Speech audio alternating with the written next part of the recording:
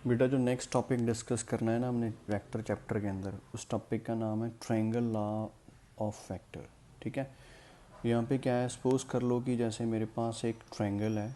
ठीक है, ट्रायंगल के जो वर्टिसेस हैं उनका नाम है ए, बी एंड सी। ठीक है, अभी जो ट्रायंगल की तीन साइड्स हैं, तीनों साइड्स के अलोंग एक एक वेक्टर है। डायरेक्शन किधर भी हो सकती है, ये उसकी मर्जी। जैसे मान लो कि ऐसा है कि जैसे एक है मेरे पास ए बी वैक्टर, एक वेक्टर है बी सी साइड के अलोंग और दूसरा वेक्टर है ए सी साइड के अलोंग। ठीक है, अभी एक वेक्टर है ए बी के अलोंग, एक वेक्टर है बी सी के अलोंग और तीसरा वेक्टर है ए सी के अलोंग। ठीक है, अभी देखो अगर मैं बेटा क्लॉकवाइज मूव करूं तो ए सी वेक्टर जो है वो क्लॉकवाइज में है, लेकिन बी सी की डायरेक्शन क्लॉकवाइज के एंटी है एंड ए बी की डायरेक्शन भी क्लॉकवाइज के एंटी है। अगर मैं एंटी क्लॉकवाइज मूव करूं तो ए बी की डायरेक्शन एंटी क्लॉकवाइज है, बी सी की डायरेक्शन भी एंटी क्लॉकवाइज है। हाँ, ए सी की डायरेक्शन एंटी क्लॉकवाइज के एंटी है, मतलब उसकी डायरेक्शन क्लॉकवाइज है।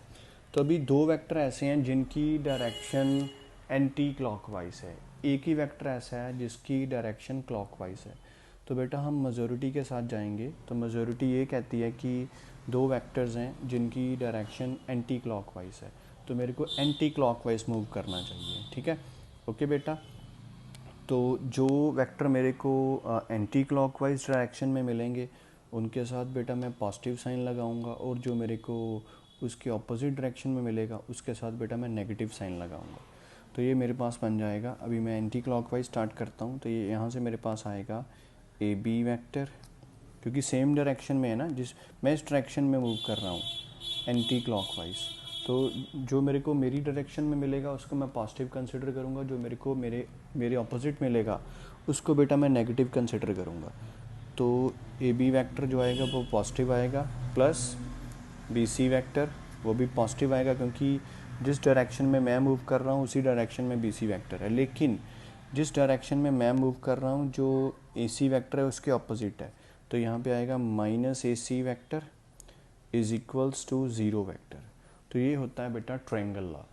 तो अभी ए सी वैक्टर को उधर ले जाते हैं, यहाँ से आ जाएगा A B vector plus B C vector is equals to A C vector, मतलब इन दोनों वैक्टर्स का जो सम है वो इस वैक्टर के इक्वल है। ठीक है बेटा, जैसे आप ऐसे भी इसको समझ सकते हो, जैसे मान लो कि यहाँ पे ये मेरा स्टार्टिंग पॉइंट है और ये मेरा फाइनल पॉइंट है सी वाला। अभी दो पर्सन यहाँ पे खड़े हैं ए पॉइंट पे। ठीक है, दोनों ने अलग अलग डायरेक्शन में मूव करना है और वहाँ उनका डेस्टिनेशन पॉइंट है सी, तो उन्होंने सी पॉइंट पे पहुँचना है। ठीक है, तो जो एक एक चल पड़ा बी साइड की तरफ, ठीक है, और एक चल पड़ा सी साइड की तरफ। जो सी साइड पे गया वो तो सीधा ही ए से सी वहाँ पे पहुँच गया। ठीक है, लेकिन जो बी साइड पे गया वो पहले जाएगा ए टू बी, ठीक है, देन प्लस वो जाएगा बी टू सी। तो इस तरह से ये दोनों आपस में इक्वल हैं, तो इसको हम बोलते हैं ट्रायंगल लॉ। ठीक है, तो अभी एक छोटा सा क्वेश्चन है, वो क्वेश्चन मैं आपके साथ डिस्कस करूँगा, प्लीज़ उसको ध्यान से समझना। उस क्वेश्चन के अंदर ये जो ट्रायंगल लॉ है ये यूज़ होएगा। ठीक है बच्चे, तो क्वेश्चन का स्टेटमेंट है मेरे पास, ये स्टेटमेंट है, मैंने ऑलरेडी ये स्टेटमेंट लिख के रखा है। ठीक है, तो क्वेश्चन का स्टेटमेंट मैं पहले आपको समझाता हूँ, प्लीज़ इसको बड़े ध्यान से समझना। ठीक है, क्वेश्चन का स्टेटमेंट है बेटा, find the area of the parallelogram whose one side and a diagonal are represented by को initial vector I cap minus J cap plus K cap and 4 I cap plus 5 K cap respectively. तो बेटा यहाँ पे देखो उसने मेरे से demand किया है कि मैंने एक पैरेललोग्राम का एरिया निकालना है। ठीक है, तो यहाँ पे बेटा मैं एक पैरेललोग्राम कंसिडर करता हूँ अपनी तरफ से। आप नाम कोई भी रख सकते हो वर्टिसेस के, क्योंकि आपको स्टेटमेंट में नाम नहीं गिवन, तो आप अपनी मर्ज़ी से कोई भी नाम रख सकते हो। तो मैंने यहाँ पे रखा है A B C and D. तो अभी मेरे को यहाँ पे दो वेक्टर गिवन है, एक वेक्टर उसने बोला है कि पैरेललोग्राम की कोई एक साइड के तरफ है, मैं सपोज कर लेता हूँ कि एक इस साइड की तरफ है ए बी की तरफ, और दूसरा मेरे को उसने डायगोनल की तरफ बोला है। ठीक है, तो दूसरा जो वेक्टर मैं कंसिडर करता हूँ वो मैं AC वेक्टर की तरफ कंसिडर करता हूँ। अभी आप सोचोगे कि मैंने DB क्यों नहीं कंसिडर किया, क्योंकि उसने यहाँ पे क्या बोला है कि दोनों के दोनों वेक्टर्स क्या हैं, को इनिशियल वेक्टर। बेटा को इनिशियल वेक्टर कौन से होते हैं आपको मालूम है? को इनिशियल वेक्टर हम उनको बोलते हैं जिनके इनिशियल पॉइंट सेम होते हैं लेकिन जो टर्मिनेटिंग पॉइंट होते हैं वो अलग अलग होते हैं। तो अभी देखो AC एंड AB दोनों का जो इनिशियल पॉइंट है वो सेम है लेकिन जो उनके टर्मिनेटिंग पॉइंट है वो अलग अलग हैं। अभी मैंने यहाँ पे एरिया ऑफ पैरेललोग्राम निकालना है, तो एरिया ऑफ पैरेललोग्राम के मैंने अभी 2 फॉर्मूले स्टडी किए हैं। अभी उनमें से कोई एक फार्मूला मैं यूज़ करूँगा। तो अभी मैंने यहाँ पे डिसाइड किया है कि मैंने जो फर्स्ट वाला फार्मूला आता है ना, जिसमें जो वेक्टर्स दिए होते हैं साइड्स के अलोंग, उसकी 2 एडजेसेंट साइड्स के अलोंग, तो वो वाला बेटा मैंने फार्मूला यूज़ करना है। तो अभी एक साइड में यहाँ पे कंसिडर करूँगा AB और दूसरी साइड में यहाँ पे कंसिडर करूँगा AD। तो अभी भी देखो बेटा AB साइड के अलोंग तो मेरे को वेक्टर गिवन है लेकिन AD साइड के अलोंग मेरे को वेक्टर नहीं गिवन, तो वो मेरे को निकालना पड़ेगा। ठीक है, तो सबसे पहले मैं इनका नाम रख लेता हूँ सॉल्यूशन। तो मैं मान लेता हूँ कि जो मेरा AB वेक्टर है उसकी वैल्यू है 1 i cap minus 1 j cap plus 1 k cap, और जो मेरा AC वेक्टर है उसकी मैं वैल्यू मान लेता हूँ 4 i cap plus 0 j cap plus 5 k cap. तो जो कंपोनेंट मिसिंग है मैंने उसकी वैल्यू भी कंसिडर कर ली। ठीक है, तो अभी ऐसा है नेक्स्ट कि अभी मेरे को चाहिए AD वेक्टर की वैल्यू, तो उसके लिए बेटा मेरे को पहले निकालना पड़ेगा BC वेक्टर की वैल्यू। ठीक है, तो अभी आप देखो कि जो ABC है वो एक ट्रायंगल बन रहा है, तो बेटा यहाँ पे मैं ट्रायंगल लॉ कंसिडर करूँगा। ठीक है, तो consider triangle ABC by triangle law of vectors. तो यहाँ से मेरे पास क्या आएगा बेटा, AC वेक्टर की वैल्यू मेरे पास क्या आएगी, वो आएगी AB vector plus BC vector.